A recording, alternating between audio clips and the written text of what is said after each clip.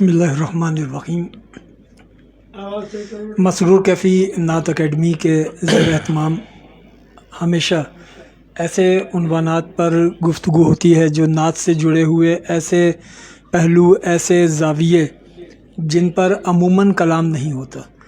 اور پھر صرف نعت خوانی نہیں، نعت گوئی نہیں، بلکہ نعتیہ تحقیقات، شعراء کا تعارف۔ آج ایک ایسی شخصیت کا انتخاب ابرار بھائی نے کیا ہے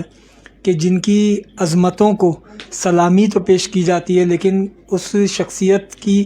آگہی وہ لوگوں میں نہیں ہے، اور یہ آج کا سیشن اس آگہی کا کسی حد تک باعث بنے گا اور ایک تحریک پیدا کرے گا کہ ہم اپنے اسلاف کی عظمتوں کو پہچان سکیں۔ حضرت کفایت علی کافی رحمۃ اللہ تعالیٰ علیہ، آپ مراد آباد، بدایوں اور بریلی، ان تین شہروں سے آپ کی جو سوانح ہے اس کا ایک تعلق ہے، لیکن باقاعدہ آپ کی جو شناخت ہے وہ مراد آباد ہے۔ اور یہ اس وقت کہ جب انگریزی حکومت کی یلغار ہو رہی ہے، ایسے میں مراد آباد میں یہ مفتی اعظم تھے، اور مفتی اعظم ہونے کے ناطے انہوں نے اپنی شرعی ذمہ داری کا حق ادا کیا کہ اس وقت کہ جب انگریز پوری طرح تسلط قائم کر چکا تھا، اس موقع پر آپ نے فتویٰ جاری کیا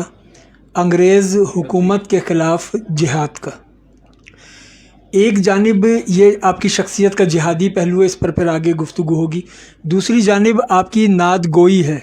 آپ نے باقاعدہ نعتیہ شاعری کی، آپ کا نعتیہ دیوان موجود ہے، اور ایک خاص بڑی دلچسپ بات بھی ہوگی یہ لوگوں کے لیے کہ قرآن حکیم پر ترجمے کے حوالے سے مختلف تجربات ہوئے، غیر منقوط ترجمہ بھی ہوا، قرآن حکیم کا منظوم ترجمہ بھی ہوا جو سیماب اکبر آبادی نے کیا تھا، پورے قرآن کا منظوم ترجمہ، لیکن کبھی کسی حدیث کی کتاب کا منظوم ترجمہ میں نے نہیں پڑھا، نہیں سنا، میرے علم میں کم سے کم نہیں ہے۔ جو حضرت کفایت علی کافی نے کیا شمائل ترمذی کا منظوم ترجمہ کیا، اور یہ اپنی نوعیت کا خود ایک منفرد کام تھا۔ اس کا مطلب یہ ہے